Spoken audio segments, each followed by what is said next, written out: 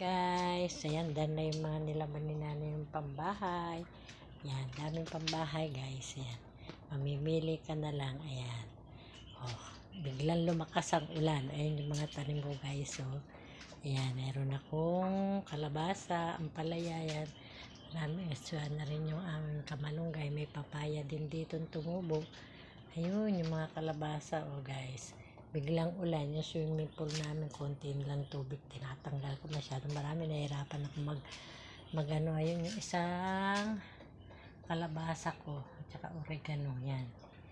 Oh, ito lang, binubuksan ko yung anuhan niya ng tubig, kasi pag naglimas ako, halos mapuno siya, ang hirap, nako, pinagpapawisan ako.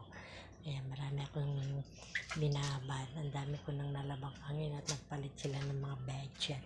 Yan, bukas saglit lang yan, washing tapos dryer, sampay, oh, di ba?